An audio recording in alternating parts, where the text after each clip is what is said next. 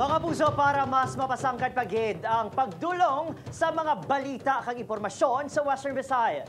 May magabalik nga makaupod naton umpisa sa Lunes, September 4. Sigurado nga kilala gid ninyo ini siya kay kaupod na ninyo ini sa masobra isa ka dekada sa pagdulong sang balita tag sa kahapon.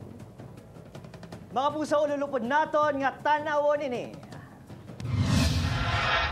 Lilikumin ang lahat ng datos, susuriin ang bawat detalye at iahatid ang buong balita. Tatalakayin ang mga kinakaharap ng ating bayan sa pamumuno ni Gertrude Charlotte Tan sa kanyang pagbabalik sa pagbabalita. Kasama sina Adrian Prietos at Caitlin Revilla sa One Western Visayas. Lunes hanggang Biyernes alas 5 ng hapon sa pagpapatuloy ng mas malaking misyon at mas malawak na paglilingkod sa bayan ng GMA Integrated News, ang News Authority ng Filipino at ng inyong GMA Regional TV dahil local news matters.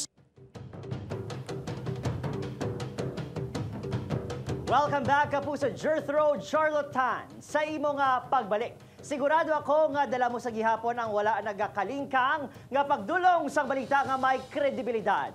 Welcome back to your first love. We're honored to have you back on board again. Welcome, Jert. I know madamo gid sa aton nga mga kapuso viewers ang excited sa imo liwat nga pagbalik. Madamo gid nga salamat Adrian, Kate, kay sa aton nga mga kapuso nga padayon nga nagasuporta sa GMA Regional TV 1 Western Visayas. Isa ini ka dako nga oportunidad nga liwat ko kamo makaupod dag sa kahapon.